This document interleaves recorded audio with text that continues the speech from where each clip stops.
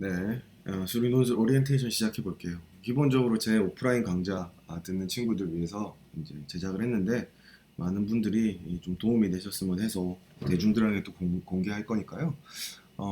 이 강의라고 하긴 그렇고 오리엔테이션에서는 기본적으로 논술 시험이 어떤 게 나오고요, 어떤 주제가 빈출되며 학교별로 어떤 특징이 있는지 좀 말씀드리고 수리 논술을 학생들이 쉽다 어렵다 말이 많은데 어떠한지 좀 말씀드리고요. 그리고 마지막으로 공부 어떤 식으로 하면 잘 대비할 수 있는지에 대해 말씀드릴 테니까 뭐 물론 제 수업 학생들을 위해서 만든 거라 수업 소개도 있긴 한데 뭐 그거 빼고 들으시면 아마 공부하시는데 대비하시는데 도움이 되실 거예요. 그래서 만든 거니까 참고하셨으면 좋겠습니다. 자, 먼저 보시면 이제 수리노트 오리엔테이션 시작할 건데, 자, 뭐 심폐소생술이라고 제가 이름을 붙여봤어요. 학생들 수학 실력이 참 공부를 많은 시간을 수학에 투자한 거에 비해서는 만족스럽지 않을 거예요. 그리고 특히 뭐 수능 문제 중에 29번이나 30번짜리 나오는 문제들이랑 아마 그 논술 시험 문제들 가끔씩 혹시 풀어본 학생들 있으면 너무 어려워서 못 풀겠고 이래서 이게 공부는 하는데 내가 실력이 늦는 건 맞는지 내가 제대로 하고 있는 건 맞는지 이렇게 해서 될 것 같지도 않고 불안한 학생들이 많을 거예요. 그래서 제가 거기에 대해서 조금 조언을 드리면서 뭐 남는 시간이 뭐 세 달? 뭐 이 정도밖에 없고 또 수능도 그렇게 많이 남지 않았지만 여러분들이 그 남은 시간 안에 제가 보기에는 제대로만 공부를 하시면 어떤 충분히 이제 가능성 있다라고 생각해서 이런 영상을 남기려고 하니까요. 참고하셔가지고 좀 공부 열심히 했었으면 좋겠습니다. 자, 우리 어떻게 하면 되는지 한번 살펴볼 건데요. 사실 뭐 저는 이런 사람이겠고요. 자, 수리논술을 지금 이제 시작하는 학생도 있고 1년 동안 하는 학생도 있고 막 그럴 텐데요. 지금 일단 여름에 학원을 찾아온 학생들을 만나보면 다 어떤 학생들이 많냐면 내신이 좋아서 서울대를 1차를 통과할 수 있는 학생들, 이런 학생들은 이제 뭐 논술이나 이런 거보다는 이제 수능에 집중을 하고 있다가 여름 방학이니까 한번 연습해 보려고 이제 왔던 학생들이 있어요. 뭐 이런 학생들은 제가 뭐 크게 걱정은 안 해요. 기본적으로 실력도 조금 있고 조금만 연습하면 대체로 잘 하기 때문에 아마 뭐 구술 같은 거 조금 신경 쓰여서 대비할까 하는 생각 들일 거예요. 그 다음에 이제 뭐 의대를 목표로 하는 학생들은 아무래도 이제 최저가 높고 하다 보니까 다른 것보다도 주로 이제 수능에 집중을 하셨다가 이제 여름 되다 보니까 이제 수시도 봐야 될 것 같고 하다 보니 이제 논술을 준비해 볼까 이제 관심을 가진 학생들이 있을 거고요. 일단 마지막으로 이제 제일 많은 대다수의 학생들이죠. 수능하면 이제 성적 오를 거라고 기대하고 이렇게 굉장히 열심히 했는데 아마 학생부 종합은 자신이 조금 없고 내신 성적이나 다른 요소들은 자신이 없고 원하는 목표 대학을 가자니 정시 때 조금 부족한 것 같고 그래서 이제 수시로 많이 뽑는다 그러고 논술 전형이 있다는데 어떨까라고 해서 생각하는 학생이 제일 많아요. 이제 걱정인 거는 준비 안 했다라는 생각 걱정이고요. 그다음 두 번째로 저거 뭐 공부해도 안 되고 로또 같은데 막 이런 생각도 선배들 말 들어보면 그런 것도 생각이 들어서 아마 망설이는 학생도 있을 것인데 어떤 시험이면 어떻게 하면 되는지 제가 좀 말씀드리려고 해요. 자, 그러면 재밌게 다이어그램 하나 그려봤는데 뭐냐면 제가 보면 보통 이제 12월 뭐 일찍 시작한 학생들을 보면 노술학원들 되게 많이 다녀요. 다른 데 다니다가 저를 만난 학생들도 있고 저랑 같이 공부하는 학생도 있고 저랑 같이 공부를 안 했지만 상담하는 학생들도 있고 여러 학생들을 만나보는데요. 대부분의 학생들이 이런 것 같아요. 처음에 이제 논술을 봐야지 수시 전형에서 제일 많은 비중을 차지하니까 봐야겠다 싶어서 학원을 가서 시험을 보는데 뭐 기출 문제를 주기도 하고 뭐 선생님들이 만드신 문제를 주기도 하고 하는데 아무래도 기출 문제를 많이 주겠죠. 그래서 받아서 풀었는데 어떻게 푸는지도 모르겠고 잘 못 푸는 거예요. 너무 어렵구나 하면서 처음이라서 그렇겠지 하고 몇 주를 보내는데 또 다음 주가 오면 선생님 풀이를 봐요. 선생님 풀이 해주시는 거 보면은 그렇구나 하면 고개가 끄덕여지고 크게 어렵지 않은 것 같기도 하고 막 그런데 평소 때 하던 거랑 좀 달라요. 그리고 뭐 점상을 받으려고 해봤자 별로 쓴 것도 없고 막 그래서 이게 쉽지는 않구나라는 생각이 조금 들면서 그래도 아직은 얼마 안 됐으니까 그러나 보다라는 생각이 들어요.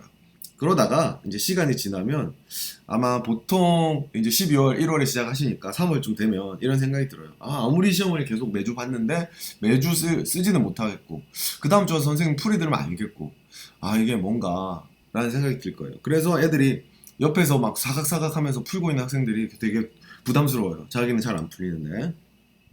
그러다가 이제 3월 모의고사를 보고 한데 이제 4월이 됐는데 3월 모의고사는 생각만큼 못 봤고 어머니는 이제 논술은 어떠하냐 이렇게 물으시는데 마땅히 뾰족하게 잘한다고 대답도 못 하겠고 수업 시간에는 수업은 알아들을 수 있겠는데 혼자 풀라고 하면 못 풀겠고 뭐 이렇게 해서 실력이 느는 건지 많은 물음표들이 생겨요.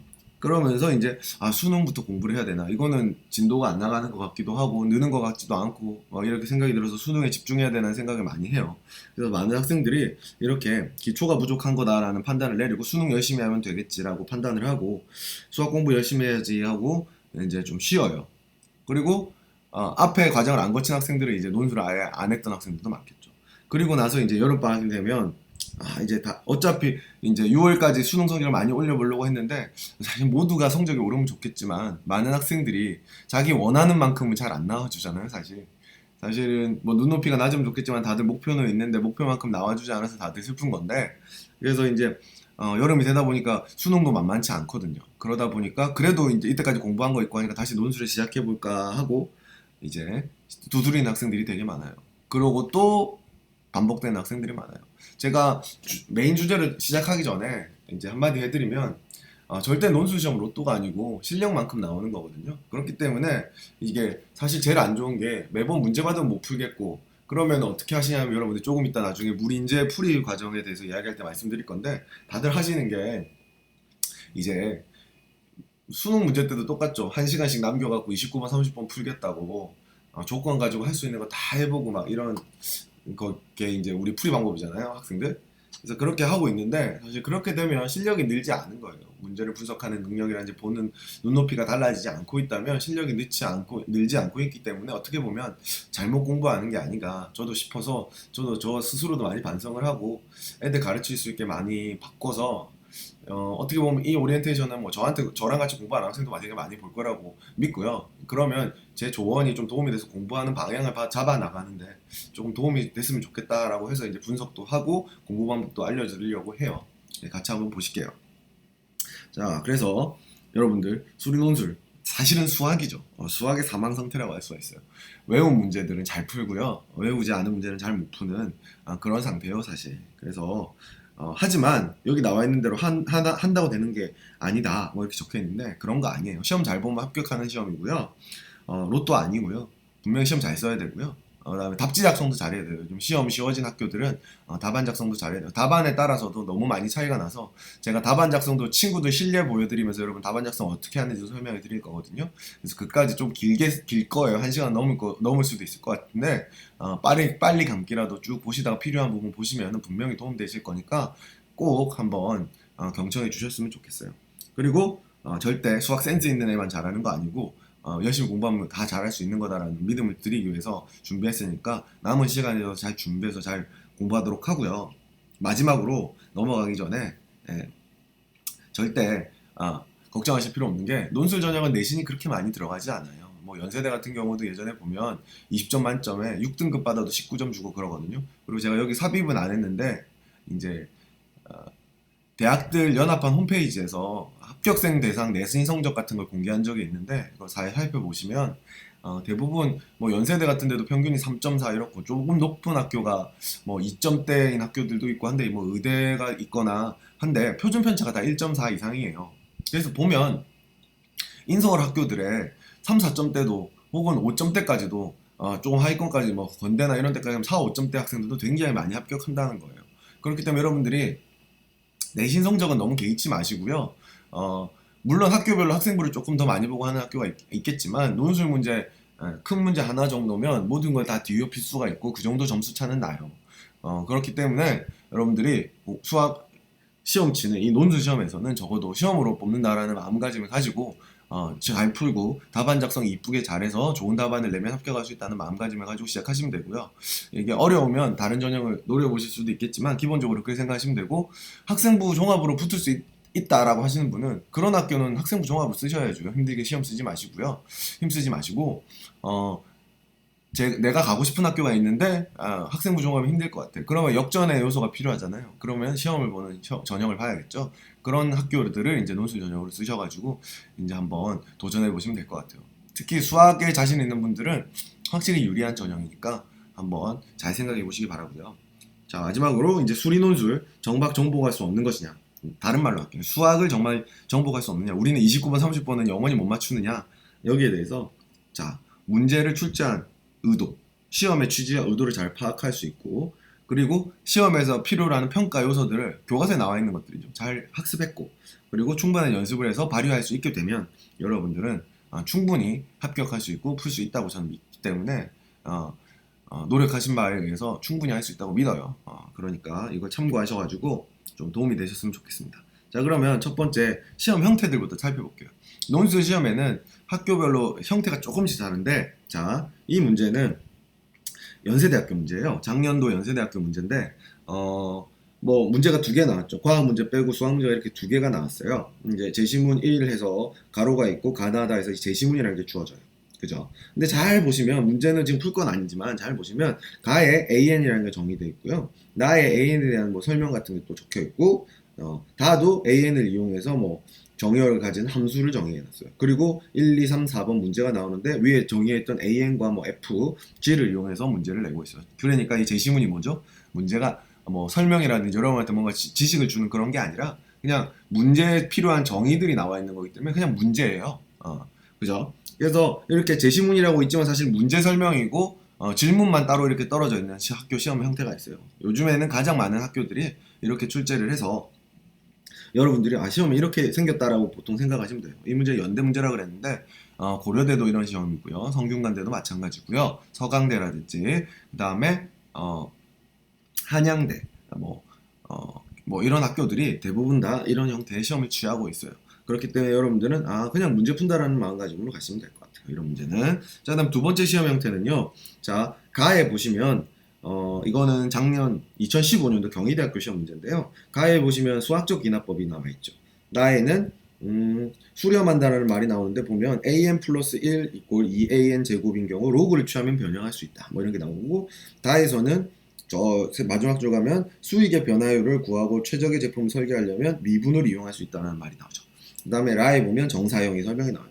자, 이런 문제는 이제 문제가 이렇게 생겼는데 보면 1번 문제가 수학적 기납법을 이용해서 논술을 하시고 돼 있죠. 증가함을 논술하고 돼 있고 3번에 극한값 구하라고 그랬는데 나에 보면 an 플러스 1이 2an의 제곱은 로그 붙여서 푼다고 돼 있잖아요.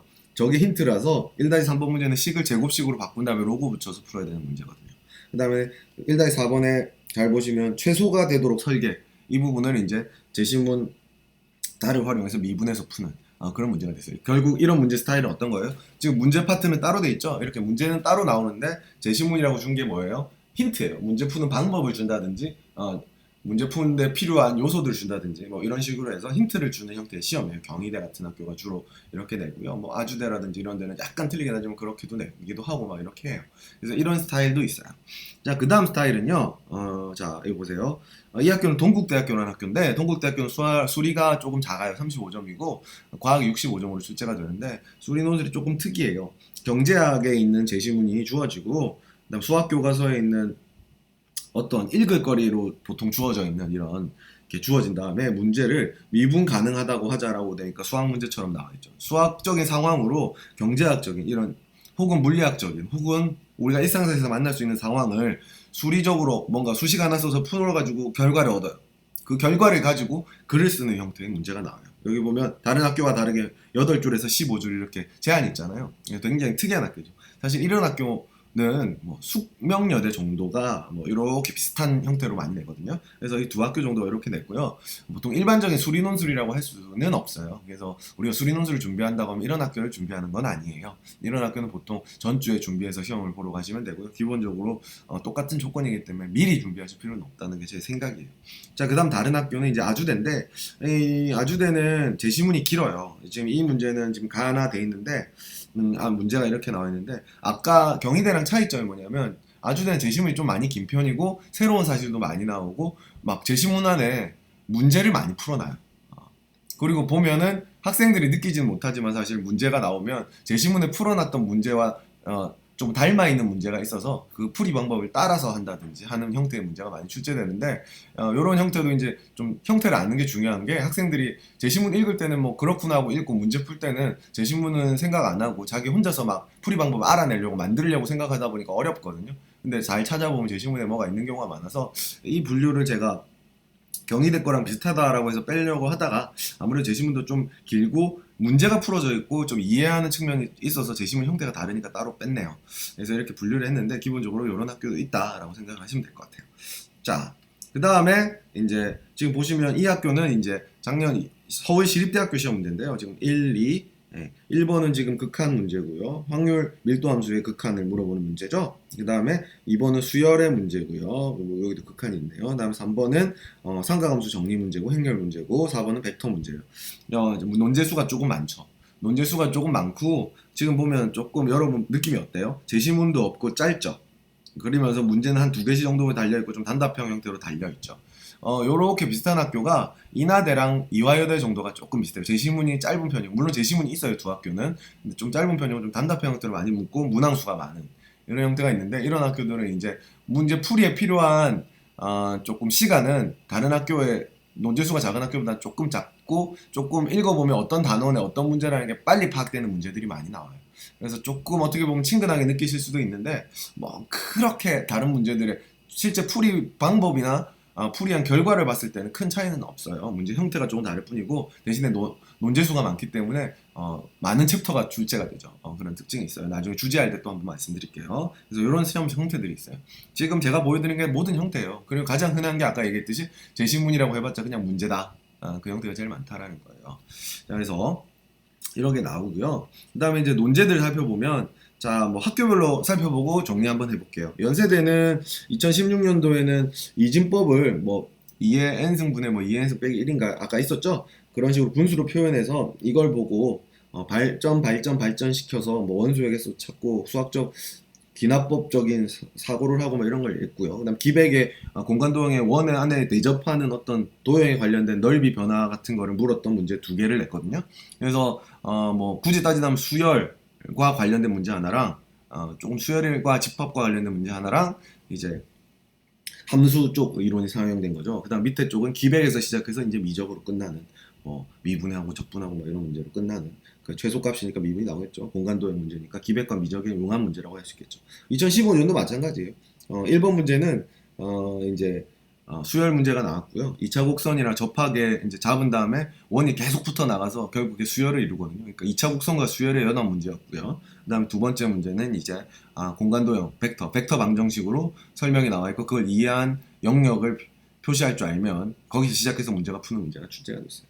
그다음에 3번 2014년도는 함수 fx를 함수 방정식 형태로 정의를 해두고요. 여러분들 그걸 분석해가지고 어떤 경우를 많이 나눠야 되는 문제였어요. 그래서 좀 어려운데 함수 방정식을 준 거를 이럴 때 저럴 때 경우를 나눠서 다 분석해서 알아낸 다음에 거기서 시작해서 이제 이것저것 풀어나가는 그런 문제가 출제가 됐어요. 뭐 연세대가 가장 어려운 시험을 내니까 뭐 그렇다라고 알고 계시면 되고요. 그다음 고려대는 보시면 일단 뭐 고려대는 제시문 한 문제로 출제가 되긴 했는데 제시문 가나다라가 다 다른 문제였어가지고 여러 단원이 나왔어요. 보면 미분과 부등식 영역도 나왔고요, 수열도 나왔고 무한급수로 갖고 나왔고 그 다음에 좀 여기 적진 않았는데 뭐 순위 나오면서 이게 세트가 2개였었기 때문에 순위 나오면서 뭐 확률 통계 문제를 점화식으로 세워야 되는 그런 문제도 출제됐고요. 그다음 정사형의 넓이 무한급수 뭐 이런 거 나왔죠. 그다음 2015년도는 두 점 사이의 거리, 그다음 2차 함수의 최대 최소 뭐 A형에 그런 게 나왔고 2차 B형에서는 이제 공간도형에 약간 세타만큼 기울어진 원위를 돌아다니는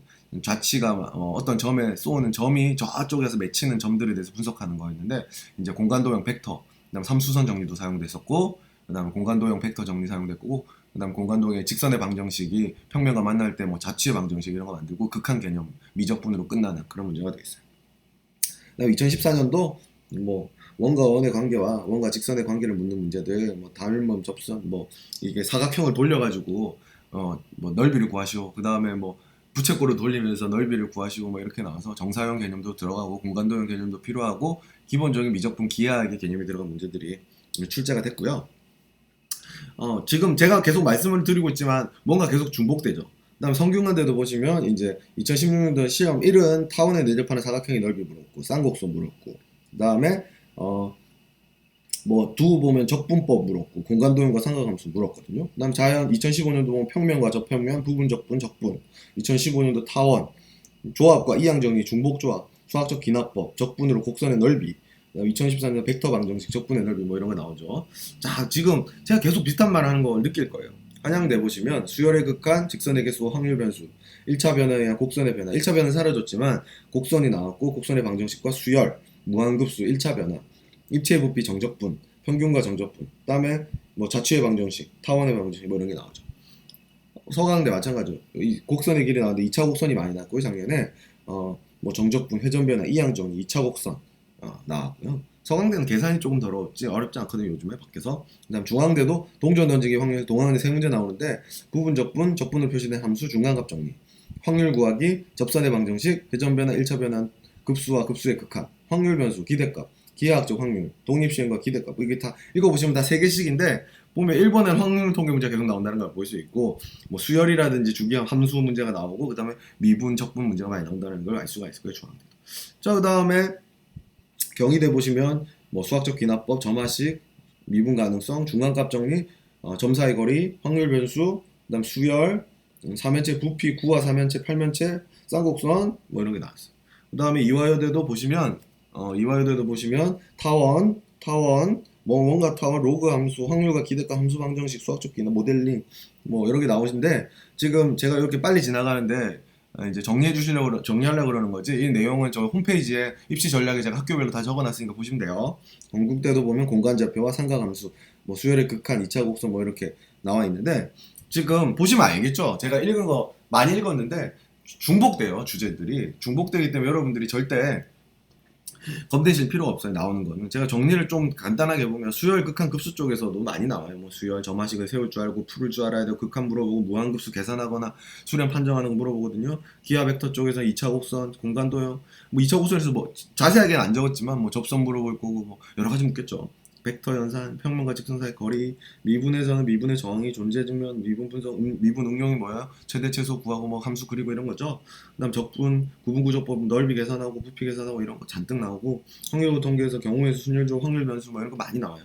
확률 변수 요즘에 되게 많이 나오고 그래서 문제 읽고 확률 변수 표 그리고 평균도 구하고 하고 뭐 각각의 확률 이론 써서 여러분들 계산해야 되고 뭐 이런 거 많이 나오고요. 기타 예전까지 합치면 수체계에서 뭐 예전에 서강대 같은 데 많이 냈었거든요. 뭐 유리수와 유리수 사이에는 무리수가 있음을 보이고 뭐 이런 거 있잖아요. 그런 거 내고 뭐 약수와 배수나 다항식 그다음에 뭐 수학적 모델링 같이 여러 가지 많이 나오는데 아무래도 기타 부분에서 나온다는 거는 굉장히 경우의 수가 적고 앞쪽에서 거의 출제가 되는 편이에요.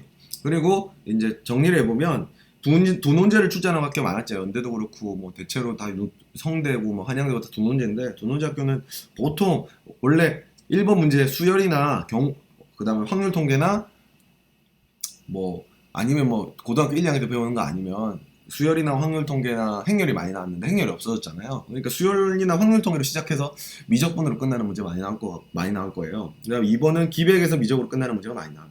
이렇게 따지면 보통 문제가 한 4-5개, 적게는 서너 개에서 4-5개로 구성되니까 마지막 문제는 극한이나 최대 최소 뭐 이런 거 넓이 구하세요 이런 거 많이 나오기 때문에 보통 어떻게 시작하든 위적으로 끝나는 경우가 많고요. 그다음에 수열 여러분들 수능 출제 보면 많이 까먹었는데 점화식 풀고 하는 것도 교과 과정에서 간접 출제로 바뀌어서 많이 잃어버리셨는데 조금 알아두시는 게 좋을 것 같아요. 논술 시험은 이런 식으로 많이 나오고요. 그다음에 연고 서성한 경희대 경국대까지 뭐 이런 식으로 두 논제 출제니까 이렇게 많이 나오고요. 세 논제 이상 출제하는 학교들은 1번 수열, 2번 확통, 3번 기백, 4번 미적 이렇게 다 나온다라는 뜻이에요. 그래서 보통 골고루 합쳐져서 세 문제가 될 수도 있기 때문에 세 문제 이상 내오는 학교들은 거의 다 나온다고 생각을 하시면 마음이 편할 거예요. 그래서 이화여대, 중앙대, 인하대 뭐 이런 학교들은 이 정도로 많이 나오고요. 뭐 아주대라든지 나머지 학교도 대부분 두 논제고요. 특이하게 한 논제 낸 학교들은 굉장히 특이하게 뭐 동국대라든지 몇몇 학교만 한 논제를 나오고 있어요. 그래서 시험 논제들은 이런 식으로 여러분들이 잘 알고 있는 교과서 주제들이 출제가 돼요. 자, 그러면 수능 공부만 열심히 하면 충분하냐? 예, 제가 생각하기에는 수능 공부만 열심히 해도 충분할 수도 제가 이걸 가르치는 사람이긴 하지만 충분하다고 보실 수도 있어요. 근데 조금 안타까운 건 뭐냐면 여러분의 수학 교육 방법 자체가 여러분이 수학을 대하는 태도 자체가 어떻게 보면 논술에 적합하지 않게 공부를 하고 있었기 때문에 문제지, 실제 우리 교육과정이라는 것이 여러분들한테 가르쳐 주고자 하는 걸 여러분들이 충실히 소화했다면 푸실 수도 있어야 되는 문제들이 굉장히 많아야 되는 게 정상이고요. 어려운 문제는 몇 개 없어야 되는 게 사실은 정상이에요. 자, 그럼 어떤지, 어려운지 쉬운지 볼게요. 지금 보면 시험이 쉬워졌다고 하는데, 쉬워졌어요. 어떻게 쉬워졌냐면, 연세대 문제로 비교 한번 해볼게요. 좀 어려울 수도 있는데, 2015, 2016 연세대 문제 보면 1번 문제 보면 뭐 2n분의 제로, 2n분의 1 그러니까 수열 형태의 문제에서 시작하는 집합 문제인 거 맞아요. 그 다음에 2005년 시험 문제도 수열 문제인데, 얘는 쌍곡선에 원이 접하고 쌍곡선에 접하게 원이 계속 붙어 나가는 형태이기 때문에 수열을 지금 정리해서 구해야 되는데, 자, 좌우 문제 두 문제 1번 문제 차이는, 얘는 1번 문제는 그냥 대입해보면서 알 수 있는 거고 2번 문제도 그거 살짝 발전하는 거라서 1, 2번 문제 정도는 5점밖에 배당이 안 됐지만 많은 학생들이 거의 다 풀었어요. 근데 2015년도 이제 연대 문제는 1번 문제조차도 이제 2차 쌍곡선과 원이 2차 곡선 두 개를 연립해서 어떻게 연립하는 개개인 차가 있겠지만 연립해서 이제 접점도 구해야 되고 그 다음부터 이제 점화식도 만들어야 되고 하는데 수식 정리도 굉장히 어려워요. 실제로 1번 정도까지밖에 못 풀고 2번부터는 싸그리 틀리는 애들이 되게 많거든요. 그래서 기본적으로 그냥 해볼 수 있는 문제들 수가 많아졌어요. 분명히. 그리고 수열 같은 것도 주고 얘는 수열을 자기가 점화식으로 구해야 되잖아요. 아무래도 2015년도 이렇게 제가 보기엔 더 까다로운 것 같아요. 그리고 사실 이걸 풀어보면 수식 정리가 어려워서 못 푸는 문제거든요. 사실상 연립해서 식을 구했다 하더라도 수식 정리를 잘 못하는 문제인데 그래서 조금 까다로워요. 그 다음에 2016년도에 보면 얘는 뭐 어렵긴 어렵지만 애들이 생각하기 뭐 어려울 수도 있는데 구 안에 내접하는 사각형이 정사형하고 어쩌고 저쩌고 이런 문제인데, 그래서 문제를 읽고 난해할 리는 없어요. 근데 2016년도 문제는 구는 뭐 흔하니까요. 저렇게 벡터 u가 정의되고 직선 l을 회전시키는 녀석이라고 이렇게 말로 정의하고 벡터 방정식이 이렇게 조건으로 나옵니다. 저걸 다 해석해야지 여러분들 영역이 어디고 어떤 조건이 해당하는지 알 수가 있는데, 이걸 해석 못한 학생은 사실 문제를 이해 못했기 때문에 싸그리 다 틀릴 수밖에 없어요. 그래서 어떻게 보면 제가 느끼기에는 상위권 학교 같은 경우에는 문제를 이해하기가 쉬워졌어요. 조금 직관적으로 주고 표현 자체도 고등학생이 쓰지 않는 표현을 조금 피하고 이런 식으로 주시기 때문에 여러분들이 조금 편해지지 않았나 싶어요. 하지만 제가 보기에 최종까지 마지막 문제까지 한 문제 빠짐없이 다 풀려고 한다면 쉽지는 않을 것 같아요. 둘 다 어려운 문제가 아닌가. 물론 조금 더 쉬워진 건 맞지만 둘 다 어려운 문제가 아닌가 싶어요. 그리고 제대로 준비가 되지 않은 학생이 수능 공부만 하다가 난생 처음 이런 문제를 대하면 분명히 어려울 수밖에 없어요. 뭐 그거는 사실이고요. 뭐 고려대도 크게 다르진 않아요. 대신에 고려대는 연대보다 훨씬 문제가 조금 뭐 난해함 없이 깔끔하게 이해할 수 있게 딱 깨끗하게 나와 있어요. 풀기가 어려서 그렇지. 자, 그다음에 중상위권 학교 보면 건국대 문제인데, 자, 건국대 문제 작년 시험 문제가 두 개가 나왔는데 1번은 저 그림 1, 2에 나와 있는 애를 x, y, z 축에 갖다 놓아서 모든 점을 좌표로 잡고 뭐 평면도 구해보고 하는 문제고요. 2번 문제는 저 광원에서 나온 빛이 저 Q가 지나가고 있는 직선에 지나서 XY 평면을 만드는 저 그림자 식 같은 거 구하고 자치 구하고 하는 문제들의 연속이에요. 자, 어때요? 기백이에요. 일단 실쳐. 두 문제가 수학이 나오는데 이렇게 기백으로만 두 문제를 내보니까 애들 어려워해요. 자, 제가 논술에 대해서 말씀드리고 싶은 건 뭐냐면, 연대 보려고 하는 학생들이 연대 보러 가면 어렵듯이 경희대나 뭐 중상위권 학교 보러 가는 학생들은 그 학교가 보러 가면 어려워요. 다른 말로 하면 본인이 목표로 하는 학교에 시험 보러 가면 어려워요. 절대 쉽지 않아요. 그리고 그 어렵게 하는 요소들은 문제가 어려운 것도 있고 문제 이해하기 어려운 것도 있고 여러 가지 요소가 있지만 절대 그렇게 만만한 수준은 아니다. 그냥 나중에 수능 치고 나서 그냥 대충 시험 보러 가면 대충 해결할 수 있다, 이렇게 마음먹기에는 조금 까다로운 측면이 있다라는 거는 인지해 두시는 게 좋아요. 물론 하루 이틀 만에 되실 수도 있겠지만 기본적으로 모르고 당하는 것보다 알고 당하는 게 나으니까요. 분명히 까다로운 게 있다라는 건 알고 계시는 게 좋을 것 같아요. 자, 그러면 수능 공부만 충분하면 좋으냐? 맞아요. 수학 공부 열심히 하면 되는데 저는 그래서 이제부터 수리 공부가 어떻게 잘못됐고 여러분들이 어떤 식으로 접근을 해서 공부를 하면 여러분들이 논술 시험이랑 29번, 30번에 나오는 그런 복합 문항들을 어떻게 풀게 되는 능력을 갖게 될 건지에 대해서 이야기하고 싶어요. 자, 그래서 뭐 아까 얘기했던 얘기고요. 자, 그래서 보시면, 자, 일단 논술 시험에 나오는 문제는 증명 문제랑 푸는 문제예요. 보이시오 문제와 구하시오 문제. 증명하세요 문제나 값을 구하세요 문제예요. 이렇게 두 문제밖에 없어요. 앞에 뭐 주어 서술은 살짝 다르겠죠. 하지만 서술형 문장의 마지막은 이 두 개예요. 그러니까 문제 종류가 다르지 않은데 학생들은 극도로 보이시오, 증명하세요 문제를 싫어하는데 똑같아요. 구하는 문제도 다 보이면서 구해야 되기 때문에 똑같다라는 말씀드리면서 제가 여러분 알러지 안 생기게 알려주려고 하는데, 자, 수리 문제를 풀 때 여러분들 어떤 과정을 머릿속에서 거치셔야 되냐면 다음과 같아요. 문제를 읽고 난 다음에 문제를 분석하고 이해한 다음에 문제 해결 과정을 수립하고 수행한 다음에 계산을 한 다음에 답안 작성을 하게 돼요. 물론 수능 문제를 푼다고 하면 답안 작성은 없겠죠. 자, 그런데 여기서 문제가 뭐냐면 문제 분석과 이해가 필요 없는 문제들이 있어요. 여러분들이 수능 문제 중에서 공부를 좀 잘하시는 학생들은 아마 한 두세 문제 정도 빼놓고는 아마 쉬울 거예요. 그 27문제를 푸는 동안에는 문제를 읽는 순간 어떻게 하는지 기계적으로 바로 알 수 있죠. 그래서 암산으로도 나오기도 하고 막 그러잖아요. 그런 문제들은 분석이 필요 없어요. 논술 볼 때도 마찬가지예요. 물론 답지는 잘 써야겠지만 답지 쓰는 건 나중에 얘기하도록 하고요. 문제 분석까지 필요가 없어요. 하지만 정말 어려운 문제들, 여러분들 29번 30번에 나오는 문제들은 여러분들 문제 분석이 필요해요. 나한테 주어진 조건들이 뭔지 정리를 해보고 질문이 뭔지 잘 분석해보면서 이 질문에 이 조건들 가지고 풀라고 하는데 어떤 과정을 거쳐야 될까? 출제한 의도는 뭘까? 이게 왜 이렇게 생겼을까? 이런 걸 분석해서 문제를 정확하게 이해한 다음에 해결 과정을 수립하는 과정이 필요해요. 이렇게 푸는 능력이 없으면 사실 여러분 로또잖아요. 문제 풀 때 어떻게 해요? 푸는 방법 생각 안 나는 거 어떻게 풀어요? 여러분 1시간 남겨놓고 뭐해요? 6월 30번 문제 같은 거 여러분 어떻게 하셨었어요? 문제 적어놓고 계속 풀었죠? 나올 때까지. 결국 안 나와서 틀리셨잖아요. 그러니까 그런 방법으로는 절대 해결이 안 된다는 거예요. 물론 2번 정도 풀어볼 수는 있겠죠. 이 방법이 실패해서 다른 방법 풀어보시겠지만 계획 수립 없이 그런 식으로 공부하는 거는 절대 실력이 늘지 않고요. 그게 로또예요. 왜냐하면 어느 날은 이렇게 해볼까 해가지고 운 좋게 그렇게 갔는데 풀리고 이런 식이기 때문에 그게 로또지 절대 로또가 아닌 게 아니기 때문에 여러분들 제가 말씀드리고 싶은 거는 여러분들이 공부를 제대로 하려면 다음과 같은 과정을 거치게 돼요. 그래서 문제 이해까지가 안 되는 학생은 무슨 말인지 모르니까 빵점 받게 되고요.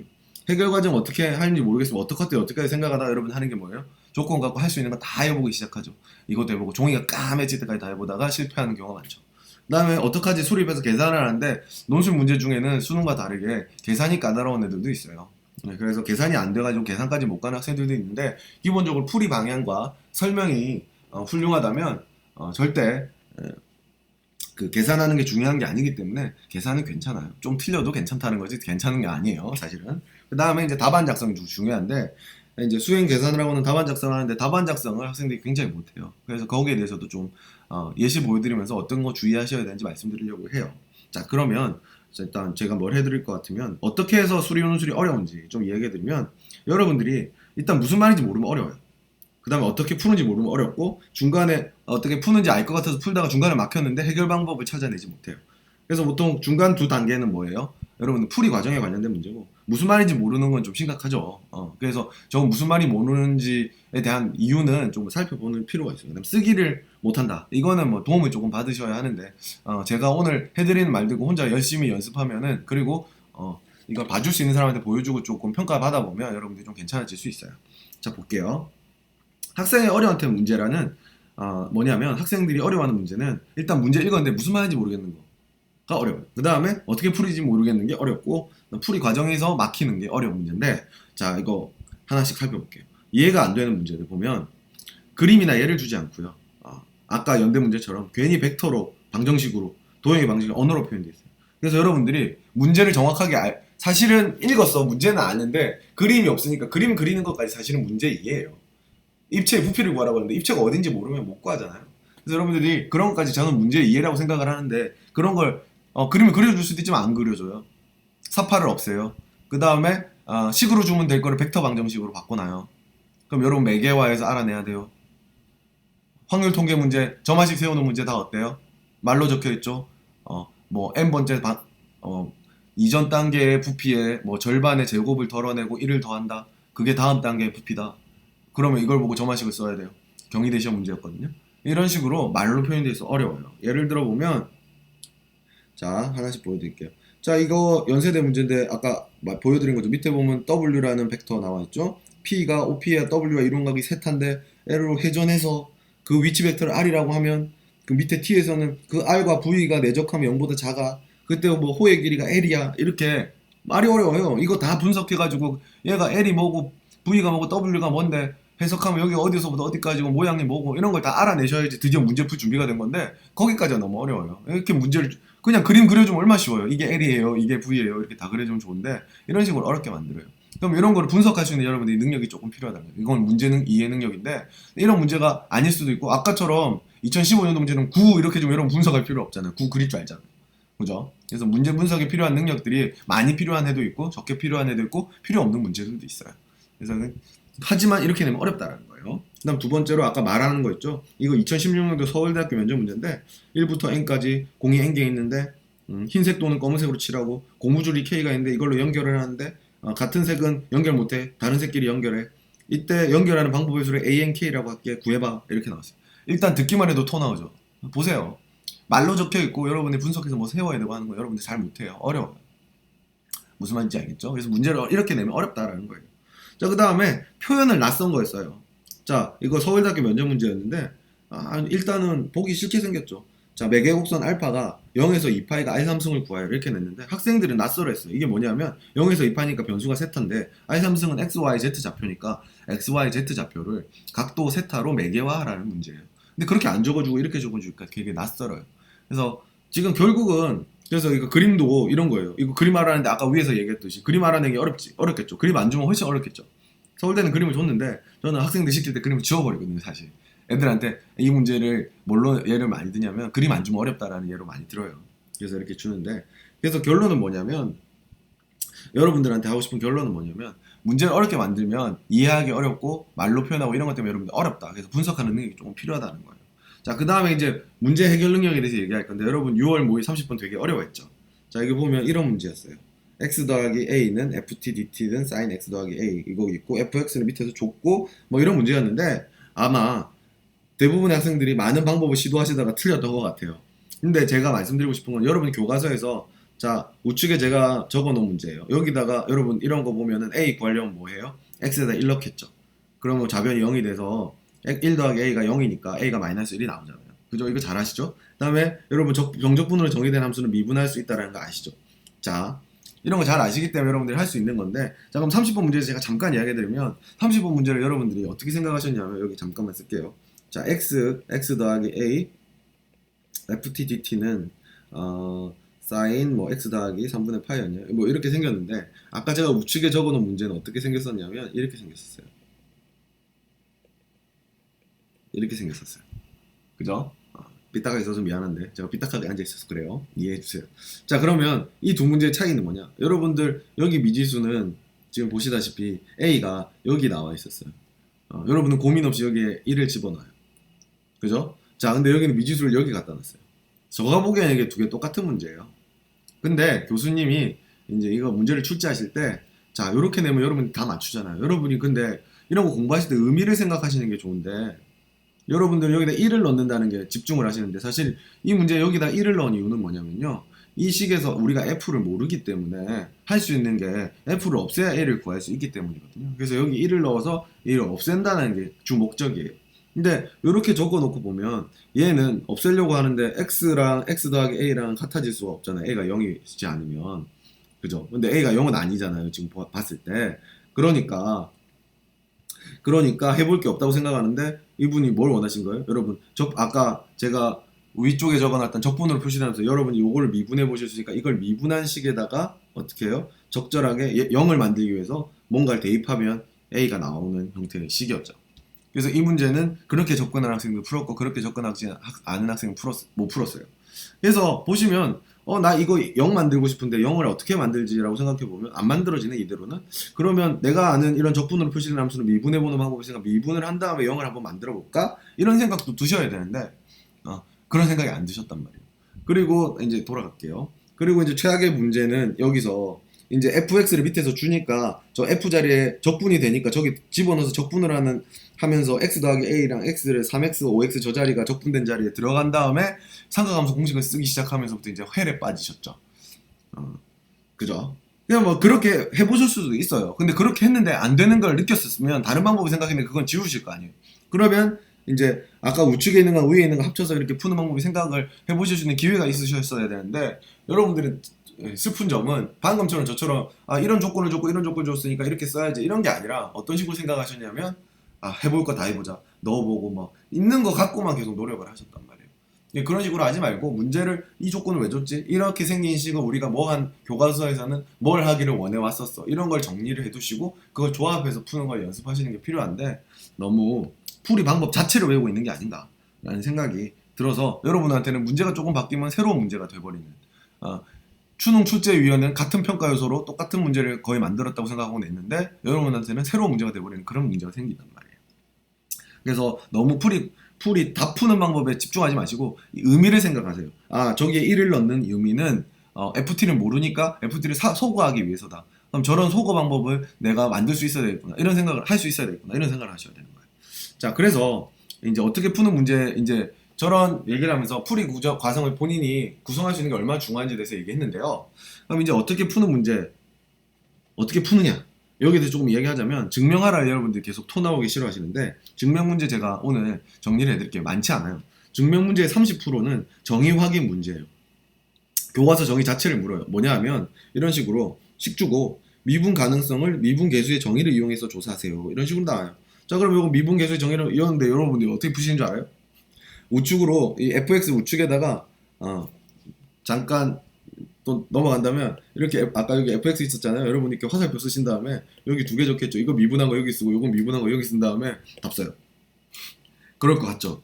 근데 미분 계수의 정의를 이용하라고 하기 때문에 여러분 미분 계수가 극한의 일종이잖아요. 리미트 h가 0으로 갈 때니까 좌극한 우극한 나눠서 좌쪽은 위에 거 우측은 좌측은 아래 위에 거 우측은 아래 식을 집어넣어서 극한의 정의에 넣어서 그 다음에 여기는 아예 그렇게 안 할까봐 미분 계수의 정의를 쓰라고까지 말을 해놨잖아요. 그렇게 하라는 건데 여러분들이 그렇게 하지 못해서 이제 점수를 잃는 경우가 많다라는 게 제가 하고 싶은 말이고요. 그래서 이런 식으로 미분 계수의 정의가 뭔지 말면 풀 수 있는 거죠. 그 다음에 이런 것도 S 연속 이렇게 나와 있는데 지금 보면 위에 보면 가에 S 연속이 뭔지 나와 있어요. AN이 극한에 존재하고 BN이 극한에 존재하고 FA와 같으면 S 연속이다. 그럼 여러분이 이 문제 풀 때 S 연속을 맞나요? 물어보면 뭐 하면 돼요? AN이 존재하는지 극한이 되는지 물어보고 BN 적은 다음에 BN의 극한이 존재하는지 확인하고 FA랑 같은지 확인하면 되죠.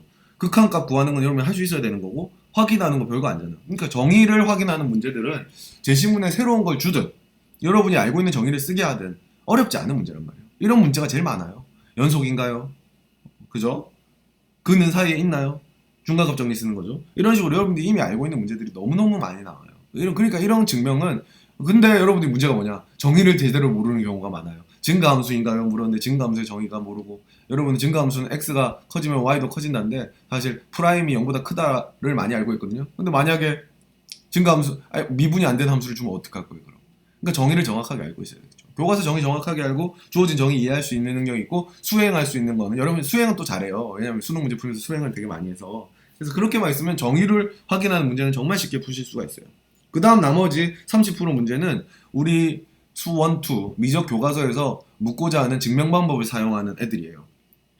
예를 들어서 지금 모든 자연수 n에 대해서 an의 수령 1보다 작은 걸 보여주니까 뭘 쓰겠어요? 수학적 기납법을 쓰겠죠. 자, 이런 식으로 여기 보시면 알겠지만 귀류법 명제에서 배우죠. 수학적 기납법 귀류법 말고 대우 증명도 있어요. 그 다음에 존재 증명 방법에 이제 미적분에서 연속 이런 거 하시면서 최대 최소 정리, 사이값 정리, 그 다음에 미분에서 평균값 정리 이렇게 배우시니까 이런 거 활용하는 문제들이 출제가 된단 말이에요. 그래서 특별한 증명 방법 대단한 수학 경시대회에 나오는 그런 새로운 증명 방법을 여러분 창조해야 되는 게 아니라 그것도 사실 분석이 돼 있긴 한데 이렇게 미적분학에서 여러분들이 알고 넘어가야 될 중요한 증명 방법들을 쓰는 문제들만 나오기 때문에 여기 수학적 기납법 이런 식으로 수학적 기납법이 사실 제일 많이 나와요. 그 다음에 이런 식으로 이거 한양대 시험 문제인데 C1, C2 존재함을 보여주려고 했죠. 아까 존재 증명에 뭐 있었어요? 중간값 정리 있었죠. 이것도 중간값 정리, 프라임 있으니까 평균값 정리 이런 거 써서 푸는 문제란 말이에요. 그래서 이런 유의 문제가 많이 나온다라는 거예요. 그래서 저런 게 어떤 식으로 출제되면 어떤 형태의 문제들이 나올 수 있는지만 여러분들이 잘 익혀두시면 저런 유의 증명 문제들은 저런 걸 써야 된다는 것만 잘 인지할 수 있으신 수준에 오르시면 쉽게 해결할 수가 있거든요. 자, 그럼 제가 지금 몇 프로 해결해 드렸어요? 증명 문제 60% 해결했죠. 그 다음에 또 다른 증명 문제는 뭐냐면 사실상 구하기 문제가 많이 나와요. 여기 보시면 2008년도 연세대 문제인데 보면 SN이라고 해서 가운데 복잡한 식이 나와 있어요. 저게 뭐냐면 우측 그림에 사다리꼴 색칠되어 있는 저거 더해놓은 저 무한급수인데 저 식을 쓰세요. 자, 디귿이 성립함을 증명하셔도 되겠죠. 이런 증명 문제는 뭐 하는 거예요? 시키는 거를 구하면 되는 거예요. 구하는 문제, 푸는 문제예요. 다만 문제가 뭐냐? 문자로 푸는 경우가 많죠. 논술 시험에서는. 그게 문제일 뿐이지 푸는 문제예요. 푸는 문제는 접선 구하라고 하면 접선 구하고요. 교점 구하라고 하면 교점 구하고요. 넓이 구하라고 하면 넓이 구하고 시키는 거를 수행할 능력만 있으면 사실 풀 수 있어요. 그렇기 때문에 어려운 거라고 생각하시면 안 돼요. 문자, 계산 이런 거에 익숙해지시고 하면 충분히 하실 수가 있는 거란 말이에요. 자, 이런 문제가 거의 30%에 육박해요. 그리고 나머지 증명 문제는 자, 이런 것도 보세요. 급수가 수렴하나요? 수렴하나요? 수렴하나요? 여러분 기본적으로 수렴하나요를 아마 이렇게 알고 있어요. 리미트 n이 0이 아니면 수렴이 안 해요. 이런 건 알고 계실 거예요. 그것뿐만 아니라 교과서에서 수렴함을 보일 때 썼던 몇 가지들이 있어요. 부등식으로 더 큰 거나 더 작은 거 만들어서 수렴 발산 이용해서 보이는 거라든지, 혹은 약간 아닐 수도 좀 넘어갈 수도 있지만 적분을 활용해서 적분 갖고 그 부등식을 만들어서 하는 거라든지, 제시문이 주어질 수도 있고 어려운 학교는 안 주어질 수도 있는데, 이런 식으로 좀 힌트를 주면서 이런 걸 물어요. 다 교과서에서 어떻게 보면 시발점이 되는 생각은 다 있는 거란 말이에요. 이런 식으로 증명하라고 보이시오라는 문제들이 대부분의 관념이 교과서에 있는 것들을 활용하는 경우가 많기 때문에, 그리고 정의 이용하는 거 구하는 게 많기 때문에 여러분이 충분히 지금과 같은 문제들은 해결할 수 있다는 거예요. 그리고 나머지 굉장히 독특한 뭐 수론이라든지 독특한 주제 혹은 독특한 방법을 쓰는 거는 냉정하게 말해서 이렇게 말하면 좀 웃기지만 많은 학생들이 틀려요. 그래서 어떻게 보면 당락에 꼭 맞춰야 될 때도 있지만 영향이 조금 없을 수도 있어요. 물론 그런 것도 수업을 듣는다면 제가 열심히 가르쳐서 가르치고 싶지만 가르쳐 주지만 이제 이제 혼자서 공부해서 커버가 안 되는 부분은 어떻게 보면 조금 점수를 덜 받더라도 그리고 초기에 공부할 때는 그거 맞추는 것까지 안 하더라도 여러분이 충분히 원하는 점수를 받을 수 있는 데까지 가실 수 있거든요. 그래서 그런 거 10% 정도 빼고 나면 90%의 증명 문제는 저렇게 해결이 돼요. 자, 그 다음에 증명 문제 봤으니까 구하라 문제 볼게요. 구하라 문제는 보세요. 이거 서강대 작년 시험 문제인데 2015년도 문제인데, 자, 뭐 타원이 누구랑 만난다 어쩐다 코탄젠트 절대 루트를 구하죠. 뭐 시키는 거 하면 되죠. 뭐 예각이 어디가 각도니 각도 구하고 코탄젠트 구하고 하시면 되잖아요. 보세요. 저렇게 접한다. SQR의 면적, 저 타원 두 개에 접하는 직선이 있는데 그 직선이 저 초점과 연결되고 그 교점이 S인데 삼각형의 넓이를 한다. 이거 구하라는 거 다 구하고 삼각형이 씻고 뭐 점을 구하든지 해서 넓이 나타내시면 되잖아요. 회전체 부피를 구해라. 회전체 부피를 구해라. 똑같은 문제 두 개 찍어. 다르군요. 두 개 찍었네. 이런 식으로 지금 구하라는 거 보면 풀기는 싫죠. 여러분 읽으시면 지금 보면 문제를 구경하시면 이거 어떻게 풀어? 문자로 돼 있고 너무 귀찮겠다 생각은 드시겠지만 회전체 부피 구해보신 적 있죠. 분명히 뭐 교점 구하실 줄 알죠. 삼각형 넓이도 구해보신 적 있죠. 3점 줬을 때 보세요. 다 해본 거를 시켜요. 그렇기 때문에 구하라는 문제도 문자로 해야 되고 뭐 이런 복잡함은 있지만 절대로 난공불락은 아니라는 거예요. 자, 그럼 구하기 문제, 증명 문제 제가 한 10% 문제는 계속 제외해놨잖아요. 그런 거 빼고는 여러분들이 기본적으로 교과서에 있는 거와 여러분이 수능 공부할 때 했던 공부를 가지고 하실 수 있는 것들을 시켜요. 다만 문자로 시키고 문제가 난해하게 나와 있고 계산 과정이 잘 안 되고 그다음에 여러분들은 그렇게 하는 건데 그렇게 하는 거라는 걸 인지를 못하죠. 문제를 읽고 내가 할 줄 아는 거라는 거 자체를 몰라요. 이게 어려운 건가 보다라고 하고 자기가 못한다고 생각을 하는데 그런 것 때문에 못 푸시는 거지. 사실 여러분들은 굉장히 많은 능력을 가지고 계시다라는 거 제가 말씀드리고요. 그런 다음에 이제 마지막 아까 얘기했던 10% 굉장히 어려운 문제, 도저히 풀 수 없을 것 같은 문제들은 쉬운 학교의 시험 보러 가면 위에 적혀 있는 것처럼 제시문에 푸는 방법을 줘요. 아주대 문제인데 이런 식으로 푸세요라고 해서 저 위에 보면 삼각분응식 이용해서 풀어놓거든요. 그럼 밑에 문제, 진짜 문제는 풀 때는 제시문 사실 생각해보면 제시문이 쓸데없이 있는 거거든요. 그냥 문제는 나와 있고, 그죠? 왜 줬겠어요? 따라 풀라고 준 거란 말이에요. 비슷한 방법으로. 그래서 친절한 학교들 이렇게 푸는 방법의 가이드가 될 만한 다른 문제를 풀어준다든지 혹은 무슨 정리를 쓰라든지 이런 걸 다 줘버려요. 그렇구나 하고 여러분들 푸시면 된단 말이에요. 무슨 말인지 알겠죠? 자, 그 다음에 이제 최고 난이도 문제. 제시문에 조건과 개념 나와 있는데 질문을 읽고 나면 아까도 이제 최종적으로 하면 뭘 구하세요? 그 다음에 뭘 보이세요? 이러면 여러분 질문 읽고 나서 나 이제 이거 어떻게 하는 거야는 떠올라야 돼요. 왜냐면 그 질문 자체는 처음 들어보는 거일 리가 없어요. 수렴하나요? 물어보는 거. 미분 되나요? 넓이 구하세요. 이런 질문을 처음 들어보겠어요, 여러분이? 교과서에서 다 받고 수능 문제 내신 공부할 때 다 봤죠. 그 때문에 질문 보면은 뭘 해서 얘가 풀린다라는 걸 느낌이 와야 돼요. 그게 정리가 안 돼 있으신 분은 공부가 부족한 거예요. 그게 돼 있는 상태에서 조건들을 살펴봤더니 어떻게 해야 될지 모르겠는 거예요. 그게 어려운 문제죠, 사실. 그죠? 뭐 예를 들어서 제가 며칠 전에 수업 시간에 2011년도 한양대 문제 풀어봤는데 2번 문제를 학생들이 잘 어떻게 하는지 모르더라고요. 초기값 A1과 A2가 어떻게 주어지더라도 기획을 만족하는 등비 수열의 합으로 이루어진 수열은 단 하나 존재할 조건을 원하시고, 문제가 일단 겁나게 생겼어요. 단 하나 존재할, 뭐 이런 게 여러분 고등학생이 싫어하는 거거든요. 근데 사실 이거 위에 식이 줬으니까 임의의 방정식이라고 하면 저기 P분의 R에다가 알파, 뭐 1에다 베타 넣은 다음에 A1, A2라니까 1 넣고 2 넣은 식 두 개가 나오잖아요. 그러니까 A1, A2와 관계없이 C1, C2가 수열이 한 개려면 C1, C2가 하나여야 될 거 아니에요. 저게 한 개려면 어떻게 되지? 사실은 식 두 개 적어놓고 연립 방정식 문제예요. AX 더하기 BY는 C, A-X 더하기 B-Y는 C- 이렇게 해놓고 이 두 개가 근을 한 개 가질 조건을 물어보는 문제입니다. 그럼 여러분 고등학교 1학년 때 같았으면 이거 연립해가지고 어떻게 하겠어요? 이거 직선의 방정식으로 생각을 해갖고 둘이 평행하면 안 돼요. 둘이 일치하면 안 돼요. 뭐 이렇게 풀든지 아니면 연립해서 근 구한 다음에 AX는 B 나타낸 다음에 A가 0이 아니면 돼요. 이렇게 하겠죠. A가 0이면 부정 불능이 나오니까. 뭐 그런 식의 문제인데 이 문제를 읽고 아까 여기 내가 물음표 했듯이 문제 형태를 보고 여기 물음표 나온 거랑 똑같이 문제 형태만 보고는 도저히 뭘 알 수 없는 거예요. 이 질문의 대답, 이 질문이 뭘 물은지 아직 사실은 모르는 거잖아요. 그죠? 질문을 알아야 되는데. 그래서 사실 저는 질문을 못 간 거란 말이에요, 사실. 그래서 저런 식으로 저렇게 질문과 제시 문자의 조건 사이가 너무나도 먼 문제, 물음표가 있는 문제들은 근데 이것도 사실 한 단계죠.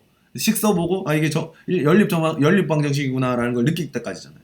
그거 하나 때문에 못 풀거든요.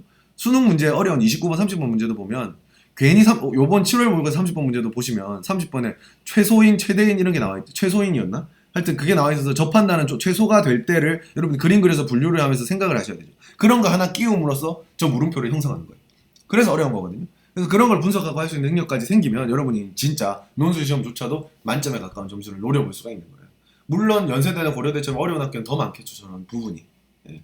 그래서 논술 시험의 대부분은 뭐 연대고대를 쉽게 합격할 수 있다 이렇게 말을 못 하겠어요. 왜냐하면 제가 말한 대로 질문 읽고 기본 알고 기본 정리 알고 기본 알면 풀 수 있는 문제들은 중상위권 학교들이 시험 논술이 좀 쉽다고 하는 학교들 뭐 성대라든지 그다음에 보통 학교들은 한두 문제 빼고는 다 그렇게 나오기 때문에 여러분들이 웬만큼 그까지 다 해결할 수 있어요. 근데 제가 안타까운 건 그거마저도 여러분들이 교과서 정리라든지 개념이라든지 사고 과정이 잘 정리가 안 돼 있어서 틀리는 게 좀 아쉽다라는 거예요. 그거 다 맞추시고 이제 어려운 문제는 이제 고민해야 되는데 이제 어려운 문제까지 가지도 못하고 어려워하시는 게 너무 안타까워서 그 윗부분은 정리만 잘하시면 여러분들이 구경만 하시고 연습만 하시고 정리만 잘하시면 맞출 수 있단 말이에요. 그래서 말씀을 드리는 거예요. 그래서 문제 해결 능력의 80%는 여러분들 기초에 충실하는 거고요. 20%는 우리가 좀 공부를 해야 되는 거예요. 자, 넘어갈게요. 자, 그래서 이제 대비는 어떻게 하시면 되냐면 제가 수업하는 방법과 좀 일치하는 부분이 있는데 저는 단원별로 모든 걸 가르쳐요. 여러분이 평생 살면서 12년 동안 수학 공부를 하면서 배웠던 걸 다 정리를 해줘요. 여러분들은 이런 수열들을 배웠고요. 뭐 수열을 예로 들었는데요. 이런 점화식이 생긴 거는 교과 과정에 삭제가 됐어요. 하지만 여러분 풀 수 있어야 될 것 같아요. 나중에 극한 구할 때도 도움이 되고 하니까. 그래서 약간 삭제되고 간접 출제고 수능에는 안 나오는 거지만 알아야 될 거는 가르쳐 그쪽 공부해 두는 게 좋아요. 그래서 이런 거는 수열 파트가 좀 많죠. 왜냐하면 수열 파트가 많이 삭제가 돼서 점화식을 여러분 풀지 않잖아요. 그래서 이런 건 가르쳐주고 이렇게 하는데 이거는 수열이라서 좀 독특한데 다른 단원 가서도 똑같아요. 벡터면 나는 평면과 평면 사이 거리 구할 줄 알아. 평면의 방정식을 이렇게 쓰는 거야. 뭐가 있으면 뭘 할 줄 알아. 이걸 다 정리해 두세요. 무슨 말인지 알겠죠? 그리고 논술 기출 문제를 보면서 제가 정리를 해두는데 그래서 이런 걸 가지고 그 단원에서 질문이 나올 수 있는 걸 저는 다 정리를 해요. 그래서 증명으로 질문이 나올 수 있는 거, 구하라고 증명이 나올 수 있는 거 이렇게 정리를 해주거든요. 그래서 여러분들은 점화식이 있으면 점화식을 풀어서 일반항을 구할 수 있고 일반항을 알면 항을 구할 수 있는데 만약 일반항을 구할 수 없는 항들은 보통 시험 문제 나올 수 있는 케이스는 이런 것들이 있어. 이런 걸 가르쳐 주면서 학생들한테 강조를 하죠. 여러분들 이런 거 알면 할 수 있고 이런 거 대입하면 풀리는 경우가 많아. 그래서 질문이 나올 수 있고 해결 방법으로 이때까지 한 번이라도 뭐 전 세계 통틀어서 입시에 나온 적이 있던 거나 한 번씩 다 이야기를 해줘요. 여러분들은 뭐 저한테 수업을 들을 수 없는 학생들이 더 많으니까 여러분들은 여러분 스스로 정리를 해볼 수도 있겠죠. 아, 이 단원에서는 이런 질문이 나오는구나. 논술 시험이나 증명이라고 해서 그렇지 수능 시험이나 질문이 다르잖아요. A 100항 구하세요. A 2017항 구하세요. 이런 거 다르겠어요? 결국 점화식을 풀어야 일반항이 나오고 하는데 차이점은 이제 논술 시험이 아닌 시험에서는 점점점에서 추론해서 만든 식 가지고 답을 구해도 되는데 이제 논술 시험에는 그건 안 된다는 이제 문제가 있긴 하지만 그런 차이 빼고는 똑같아서 여러분들한테 제가 꼭 시키는 건데 제가 해주기도 하고 시키기도 하는데 저는 항상 모든 챕터를 공부하고 나면 질문이 나올 수 있는 걸 이렇게 정리를 해요. 구하는 거, 증명하는 게 정리를 해보고 여러분들한테는 그 앞단원에서 수업했던 걸 다 보여주면서 여러분들이 이러이러한 걸 할 수 있는 능력이 생겼고 여러분들이 풀이 방법을 외우는 게 아니고 이러한 걸 할 수 있게 된 거다. 그러니까 문제를 읽으면 나는 뭘 할 수 있는지 알고 나를 알고 적을 알아야 백성백패잖아. 여러분들은 이런 능력이 있어. 여러분들이 뭐 예를 들어서 꼬인 위치에 두 평면 사이 거리는 제일 최소 뭐 이런 걸 못 구하는데 그걸 구하려고 노력할 필요는 없잖아. 그건 공식은 물론 구할 수 있죠 사실. 그런 걸 다 정리를 해두면 내가 할 수 있는 걸만 가지고 풀이 방법을 구성해야 되니까 제가 이렇게 정리를 해주는 거고, 질문이 뭐가 나오는 걸 알면 질문을 읽고 이런 건 어떻게 풀린다는 기본적인 가닥은 잡힌 상태에서 이제 물음표가 있는 문제, 아까 앞에서 말했던 물음표가 있는 문제들 가운데 과정 구성하면 되기 때문에 최소화해주고 문제를 읽었을 때 이해하는 부분에서 어려움을 느낄 만한 부분을 최소화하기 위해서 이렇게 정리를 하거든요. 여러분 스스로 해보는 게 더 좋아요 사실은 제가 하는 것보다도. 그래서 저는 이렇게 강조를 하면서 내용을 가르치고 이거를 다 이제 논술 같은데 기출문제에서 확인을 해요. 그래서 이런 식으로 출제돼서 문제를 이렇게 적어놔서 어렵지, 근데 이런 개념이 이렇게 생겼지만 결국은 이걸 묻는 거잖아, 이런 식으로 다 예제를 한 번씩 찾아보면 좋은데, 여러분이 일일이 하시기는 힘들겠지만 적어도 여러분이 가고 싶은 학교들 기출문제 풀어보면서 단원별로 저런 거 정리하면서 보시면 도움이 될 거예요. 그리고 이 밑에 거는 이제 고려대에서 출제됐던 문제인데, 교과서 개념을 사실은 교과서에서 풀지 않는 점화식이었거든, 지난 교육과정에서조차도.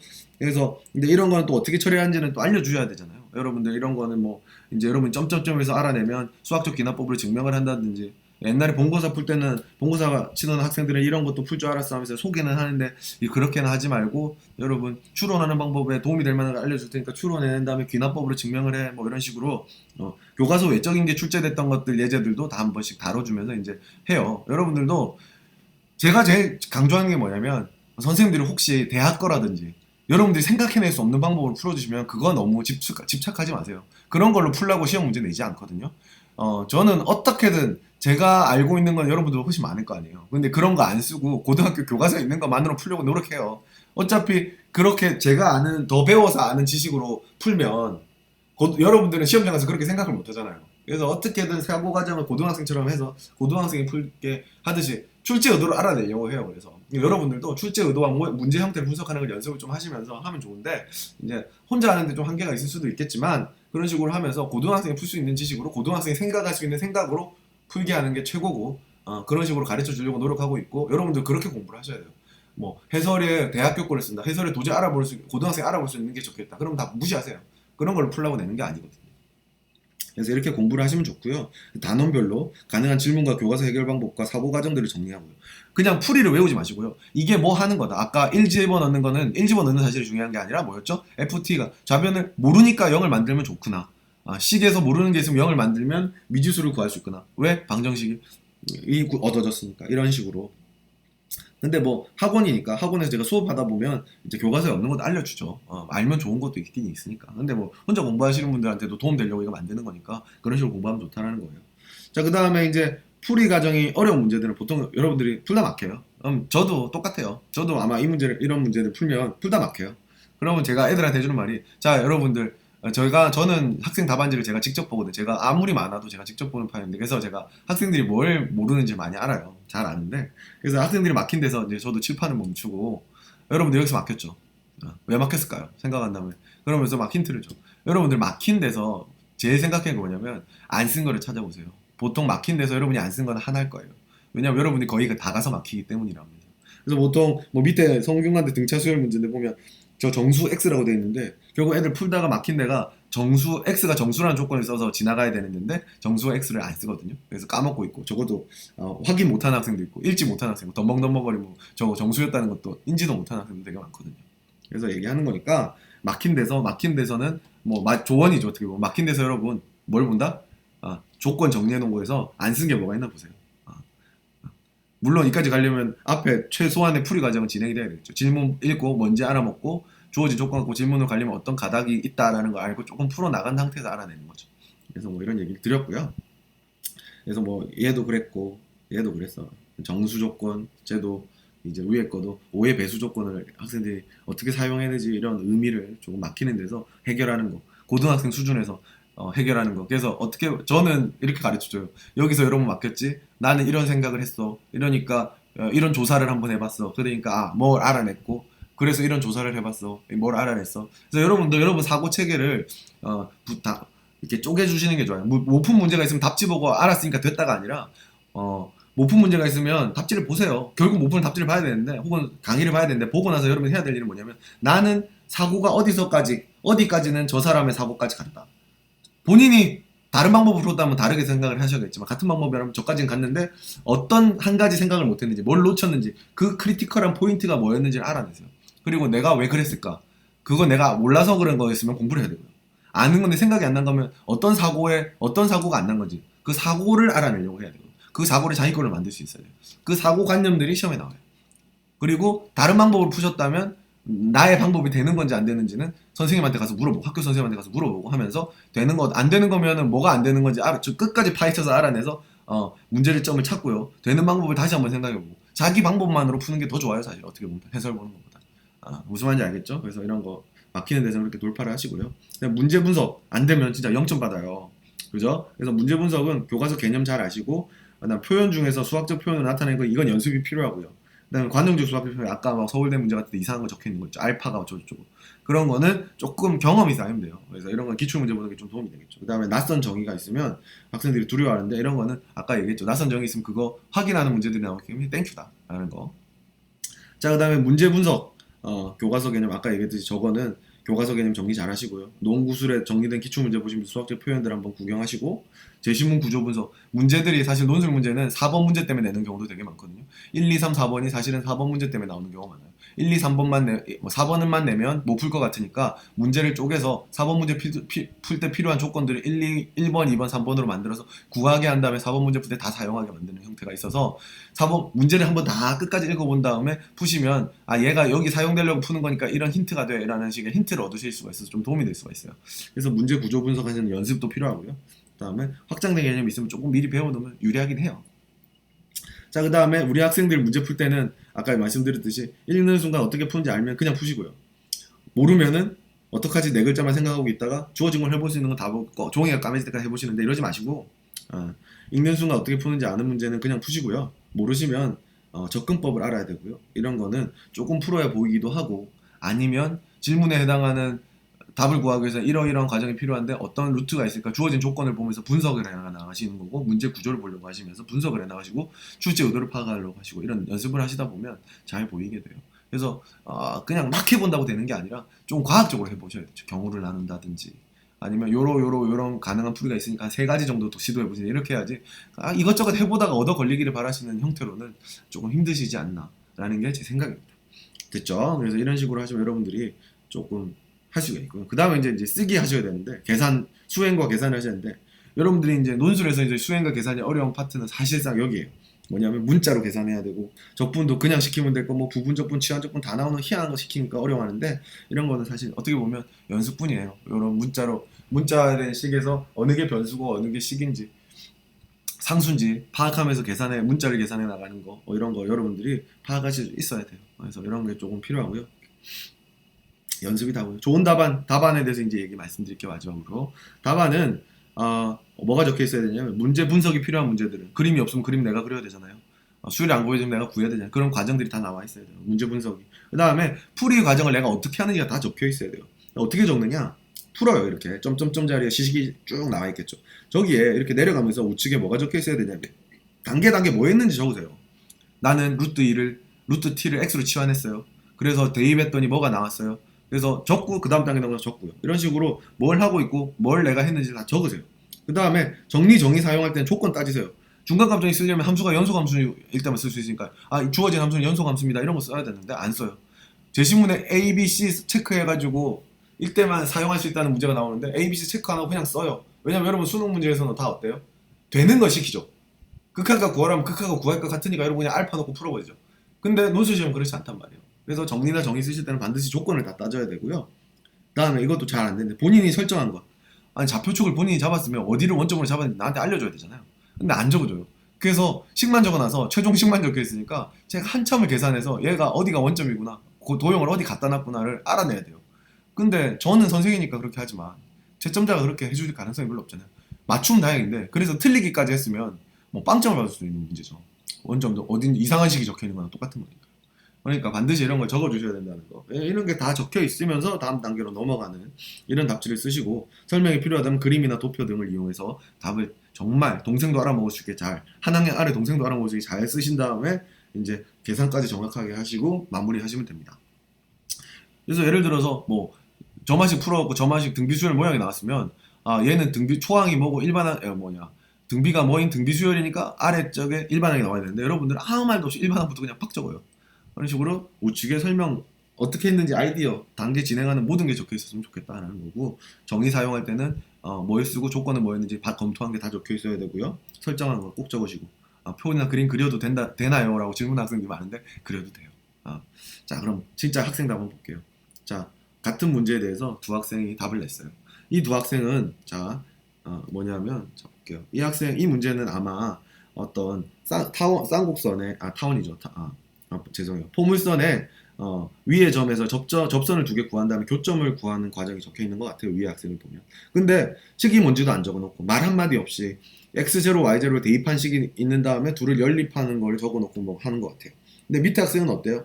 자기가 세팅한 걸 다 적어요. 접점이 p가 0보다 클 때 좌표를 이렇게 잡을 수 있으니까 접선의 직선의 방식을 이러한데 거기에 대입해가지고 이렇게 되면 뭐 밑에 계산 과정에 설명이 좀 부족하긴 하지만 그래도 위의 학생보다는 자기가 뭘 하는지 적고 있으니까 이렇게 과정을 적어달라는 거예요. 대만. 무슨 말인지 알겠죠? 밑에 것도 보완이 필요해요. 자, 그 다음에 이거 옛날에 건국대에서 종이 접으면 포물선이 되는 그런 문제인데 이 문제를 왜 보여주냐면 학생 답 한번 보여주려고요. 자, 세 사람이 답을 냈는데 자, A번 학생 보세요. 저 바닥에 가장 가까운 길이가 얼마냐고 물었는데 이 학생은, 저는 이게 사실은 실제 시험엔 단답형으로 하는데 저는 이거 서술형으로 냈거든요. 학생한테 써보라고 했거든요. 얘는 최소값을 언제 가진다만 적혀있고 최소값이 적혀있어요. 저게 포물선이라서 제일 아래 바닥이 있고 이런 걸 보이려면 최소한 저게 포물선이라는 걸 나한테 증명을 해줘야 될 거 아니에요. 근데 저렇게 적어놨어요. 이걸 어떻게 점수를 주겠어요? 그죠? 포물선이니까 나한테 믿으라는 거잖아. 수능 시험에서는 나 혼자 저게 포물선이라고 믿어서 답만 나오면 상관이 없어요. 쌍곡선이라고 믿으면 상관이 없는데 노출 시험에는 보여줘야 된다는 거. 훌륭한 답안이 아니죠. 이 학생도 똑같아요. 얘는 포물선이다 라고 적혀있지 나한테 포물선이면 안 보여줘요. 이 학생은 어때요? 접으면 선분 A가 어디 같아 합동이야.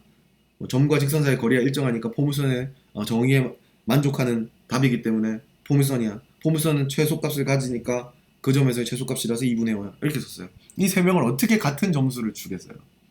그죠? 그렇기 때문에 이런 차이가 나기 때문에 여러분 답지를 잘 써야 된다는 거예요. 1, 2번처럼 쓰면 안 되죠. 자, 그 다음에 다른 학생 답안 몇 개 더 보여줄게요. 이 문제는 아까 저 문제 밑에 면적 구하는 문제인데 이 학생도 보세요. 지가 좌표축을 어디 잡았는지도 안 말해주는데 x 10분의 x제곱이라는 식이 적혀있어요.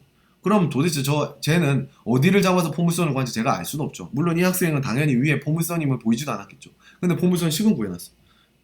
근데 답은 3분의 100 맞거든요. 하지만 점수 제가 주지 않았어요. 자기 설정한 거 하나도 안 적어서. 얘도 마찬가지예요. 식 바로 나와요. 어떻게 식을 구했는지 안 나와요. 이 학생은 그림은 마이너스 5,5라고는 적었는데 이렇게 쓸 게 아니죠 사실. 도형을 어디가 원점이 되게 갖다 놓으면 여기가 마이너스 5고 포물선이기 때문에 두 점만 있으면 2차식이라서 구할 수 있다 이런 말 적어주고 이렇게 썼으면 괜찮은데 이 학생도 마음에 안 들어. 근데 이 학생은 보세요. 한 점을 K라 하고 PK가 K고 그림을 그려놨었겠죠. 이 학생은. 그렇게 되면 초점으로 하는 포물선이었기 때문에 이런 식으로 쓸 수 있다. 그래서 포물선을 구하고 포물선 식이 어떻게 나오는지 알려주고 면적 구하는 방법을 약간 조금 부족하긴 한데 설명을 쓰고 답을 쓰고 있어요. 그나마 얘가 낫죠. 다른 애들보다. 제가 뭘 전달하고자 하는 건지 알겠죠. 본인 어디 세팅했는지 적지 않았잖아요. 됐죠? 그래서 답안 이렇게 쓰시면 안 된다는 거고. 자, 정리나 정의는 조건을 확인해야 된다 그랬죠. 자, 이 문제는 제가 수업 시간에 기출 문제인데 풀어드렸던 문제인데 여기 보면 다에 보면 f는 y 이꼴 fx가 0보다 크고 0이고 f0가 0고 f 프라임이 0보다 클 때 아래와 같이 역함수에 대해서 계산을 할 수가 있다고 나와 있어요. 근데 3-3번에 제시문 다를 활용해서 ft를 구하라고 했는데 그럼 여러분들 생각 언뜻 어떻게 들어요? 라지 ft라는 게 저 스몰 fx가 다에 나와 있는 x처럼 0보다 크고 0은 0이고 프라임은 0보다 클 것 같죠? 근데 이건 미분해 보면 0보다 큰지 확보가 안 돼서 쓸 수가 없거든요. 그래서 사실 이 문제는 저 라지 ft 중에서 앞부분 있죠. 인테그랄 0에서 t까지 ln 1 더하기 루트 x dx 저 부분만 저 밑에 공식을 써서 풀고 저 마이너스 at는 그렇게 안 푸는 문제예요. 근데 애들 다 어떻게 푸시는지 뻔하죠. 뭐 이건 간단한 답인데 애들 보면 일단 체크도 안 하죠. 제가 뭐라고 했죠. 문제 주어진 정의를 쓸 때는 조건 체크하라고 했는데 조건 체크 없죠. 얘도 풀지도 못했어요. 얘는 체크 안 하고 바로 그 공식에 대입해요. 라지 ft는 0보다 크지도 않은데 프라임이. 얘도 마찬가지로 열심히 풀었지만 체크를 안 해서 틀렸어요. 자 보시면 이 학생은 체크는 해요. 근데 체크도 제대로 안 해보고 0보다 크다고 해서 틀렸어요. 마지막 학생은 글씨는 얘가 밑에 학생도 안 했군요. 그 다음에 이 학생은 체크는 했는데 이 학생이 체크를 잘못했어요. F 프라임에 이렇게 적어놓고 A가 숫자 값을 모르니까 0보다 큰지 아닌지 모르는데 그 0보다 크다 해버리고 풀었어요. 체크를 제대로 안 한 거죠. 딱 한 학생만 정확하게 체크해서 0보다 안에 부분만 잡아서 0보다 큰 거를 체크를 했어요. 저 부분만 ln 1 더하기 루트 x 부분만 fx로 잡아서 체크를 하거든요. 그러니까 저런 식으로 좀 정의 체크가 부족하다는 거예요. 저게 생활화돼 있으면 뭐 억지로 신경 쓰지 않아도 자동으로 하는데 애들이 워낙 수능 공부해서 답 맞추기만 열심히 하다 보니까 저런 게 좀 안 된다는 거예요. 그래서 정의 조건을 체크를 잘해야 된다는 거. 알고 있는 거든 준 거든 그것만 좀 명심해 줬으면 좋겠어요. 자, 그 다음에 대비는 이런 거는 많이 풀어보시고요. 잘 써보려고 노력하시고요. 답지 판단하실 수 있는 분들 보여드리고 문제점을 지적받은 다음에 다시 써보세요. 만점짜리 답안을 꼭 다시 써보세요. 그리고 다시 한번 보여드리고 차이가 정말 났는지 확인해보세요. 그게 좋은 것 같아요. 그래서 저는 사실 학원 수업할 때는 이렇게 가르쳐요. 오늘 이 강의는 사실 학원 수업 듣는 학생들도 봐야 돼서 하는데 개념 강의는 아까 얘기했듯이 개념 가르치고 학장 개념도 가르치고 구하라 보이라 해서 이렇게 정리도 하고요. 이런 식으로 가르치고요. 그 다음에 이 모든 개념 강의와 연결된 부분은 기출 문제나 예제랑 수능에도 나온 문제도 가끔 쓰지만 사실 가지고 농구술에 나온 문제를 해서 연결을 시키고 어떤 식으로 문제를 어렵게 주는지까지 이제 가르쳐 주면서 이제 기출 반드시 배운 것만 여러분들 맨날 쓰라고 하면 못 쓰니까 그날 배운 것만 쓰게 해서 쓸 수 있게 만들어 주려고 직접 연습해 볼 수 있게 실전 모의고사를 하고요. 이렇게 되면 이제 이렇게 제가 러닝코트라는 사이트를 운영하니까 뭐 사이트에서 동영상 보시겠지만 이 사이트에서 이제 첨삭 기능이 있기 때문에 이처럼 사진을 올려서 스캔해서 저한테 제출하시면 이렇게 제가 스캔해가지고 오프라인 강의는 제가 이제 학생들 제출하라고 제출 안 하니까 제가 강제로 걷어가서 이렇게 올려놓은 다음에 채점 기준이라든지 평가 요소들에 대해 첨삭을 해주는데 사실 이거보다도 여러분들이 제가 우측에 보면은 아까 앞쪽에 여기 우측에 보면은 동영상 첨삭 보기 버튼이 있죠. 저거 이제 누르시면 이렇게 유튜브 동영상이 나와요. 아마 홈페이지 찾아보시면 저런 거 어떻게 되는지 모르는데 이거 보면 제가 맞춤 문제는 뭐 쓰기를 못해서 논리적으로 빈틈이 있으면 이거 추가하세요라고 이제 짚어주고요. 뭐 실수한 거 있으면 바로 잡아서 다 덮을 수 있게 힌트를 주고 못 푼 문제는 최소한의 힌트로 여러분은 스스로 풀 수 있게 힌트를 줘요. 그래서 제가 일주일에 보통 학생들 한 번씩 보는데 보기 전에 한 2, 3일 전에 이제 이거를 주고 학생들이 이걸 확인한 다음에 저는 다시 써오게 하죠. 그래서 여러분들이 다시 써오면 그 다시 써온 거 갖고 저랑 같이 대면 첨삭을 하잖아요. 그죠? 그래서 그렇게 진행이 되고 다 대면 첨삭까지 끝나서 그 다음 주가 되면 여러분한테 친구들 답안 중에서 1차 제출한 것 중에 잘한 우수 답안 제출해서 캡처해가지고 제 평과 함께 주고요. 그래서 여러분들 볼 수 있게 해주고 여러분들 성적 통계 나오고 뭐 이걸로 뭐 해주는데 여러 가지 상담도 해주고 하는데 뭐 그렇다는 거고요. 그래서 이렇게 공부하시면 어떻게 바뀌는지 보여주려고 이 학생은 3월 달에부터 12월 달부터 저랑 같이 공부한 학생인데 3월 달에 이런 답지를 냈어요. 제가 이 답지를 보고 무슨 생각을 했냐면 이 학생은 연습 장소도 있었구나. 어디가 시작이 어디가 문제고 어디가 답인지 모르겠다 이런 생각을 했어요. 이런 학생이 3월 달쯤 되니까 아까 말씀드렸죠. 순서는 생겼죠. 차례대로 풀기는 시작했어요. 여전히 설명은 없는데 차례대로 풀기 시작을 했고요. 요즘에는 아까 썼듯이 모든 걸 다 쓰면서 이렇게 잘 쓰고 있거든요. 훌륭한 답을 써내고 있어요. 여러분도 아까 얘기했듯이 써보고 만점짜리 답안 써보는 연습까지 2번씩 써보면서 연습하시면 답지도 잘 쓸 수 있고 풀이 과정은 제가 아까 공부하는 방법 설명한 거 가지고 이제 수학에 대해서 좀 분석적으로 생각하시면서 하면 어려운 문제도 잘 풀 수 있게 될 거예요. 그래서 이런 식으로 공부하라고 OT 남기는 거니까 여러분 참고하셔서 공부하는 데 도움이 되셨으면 좋겠어요. 그러면 다들 공부 열심히 하시고 좋은 성적 얻으시기 바랍니다. 수고하셨습니다. 오랜 시간 동안 들어주느라 수고하셨고요. 우리 심폐소생술로 수학 실력 상승시켜 봅시다. 뭐 이건 제가 모의고사 만드는 거에 대한 얘기인데 제가 뭐 문제 맞춘 거예요. 제가 뭐 희한하게 문제를 많이 맞추는 거 연대 문제도 뭐 그대로 나오고 과학 논술도 가끔씩 출제하는데 이렇게 출제하면 그대로 나오고 뭐 이 문제도 성대랑 연대 나왔는데 제가 연대 냈던 문제랑 비슷해가지고 모의고사 냈던 문제랑 비슷하고 건국대도 뭐 비슷해서 이렇게 수련하는데 뭐 중요하진 않아요. 문제 맞추는 것보다 여러분이 실력을 쌓는 게 훨씬 더 중요하다는 거 생각하시면서 이거는 설명회 때 어머님들 보여드리려고 만든 거였는데 그렇다라는 거 생각하시면서 하시면 되고요. 오랜 시간 동안 듣느라 수고하셨고요. 도움 되셨으면 좋겠네요. 감사합니다.